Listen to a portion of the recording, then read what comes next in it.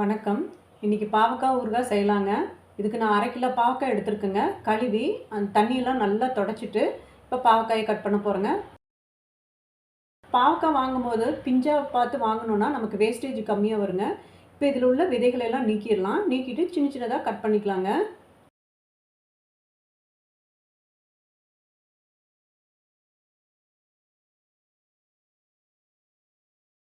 இப்போ அடுப்ப பத்த வச்சுட்டு, ஒரு கடாய வச்சுட்டு, செக்குல ஆட்டுன நல்லெண்ணெய விட்டுருக்கேன். இப்போ கட் பண்ண பாவக்காய போட்டு கை எடுக்காம வதக்கிட்டே இருக்கணுங்க. பாவக்காய் எண்ணெயில நல்லா வெந்து, அப்படியே சுருங்கி ரொம்ப கம்மியா ஆயிருங்க. இப்ப பாருங்க, இப்பதான் ஒரு பாதி பதம் வந்திருக்கு. பாருங்க இந்த அளவுக்கு நல்லா வெந்து வரணும். நல்லா ப்ரௌனா வந்திருக்கு. இப்ப நம்ம வந்து புளி பேஸ்ட் சேர்த்திடலாம். புளி பேஸ்ட் சேர்த்தி கை எடுக்காம நல்லா கிளறிட்டே இருக்கணுங்க. புளியோட பச்சை வாசம் போற வரை கிளறணும். புளி வந்து நல்லா அந்த எண்ணெயிலேயே வெந்து பாவக்காயோட சேர்ந்து அந்த எண்ணெய் நல்லா பிரிஞ்சு வரணுங்க. பாருங்க இந்த பதத்துல. இப்ப நம்ம சேர்க்க வேண்டிய பொடிகள் எல்லாம் சேர்த்திக்கலாம். சேர்த்திட்டு நல்லா கிளறி விட்டுக்கலாம். இப்ப மிளகாய் தூள் சேர்த்திருக்கேன்.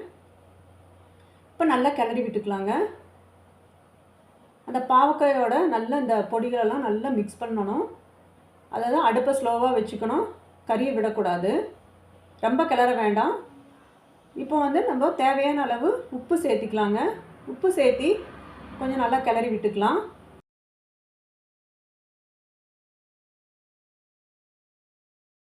இப்போ எல்லாமே நல்லா மிக்ஸ் ஆயிடுச்சுங்க.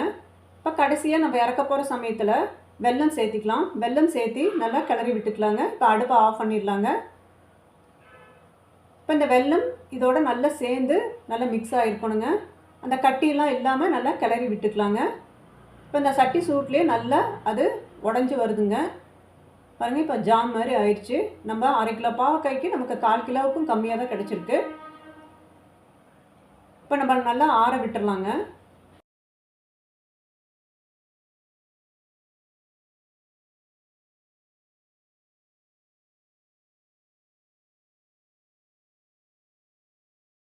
பாவக்காய் ஊறுகாய் செஞ்சாச்சுங்க. இப்போ டேஸ்ட் பண்ணி பார்த்துடலாம்.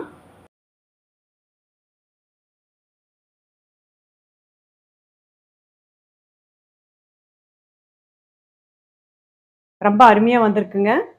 நம்ம வந்து இந்த பாவக்காய் 1 கிலோ போட்டோம்னா 1/2 கிலோ தான் நமக்கு கிடைக்கும். அந்த பாவக்காய் வந்து அந்த வேக வேக அப்படியே சுருங்கிருங்க. அப்போ அது அளவு வந்து கம்மியாயிரும். கசப்பு வந்து ரொம்ப உடம்புக்கு நல்லது. நிறைய குழந்தைகள் வந்து பாவக்காய் சாப்பிட அடம் பிடிப்பாங்க. கசப்புன்னு சொல்லிட்டு நிறைய பேர் சாப்பிடவே மாட்டாங்க. பெரியவங்களே சாப்பிட மாட்டாங்க. அந்த மாரி சாப்பிடாதவங்களுக்கு இந்த மாரி நம்ம ஊறுகாயா செஞ்சு குடுக்கலாம். ஹெல்த்துக்கு ரொம்ப நல்லதுங்க.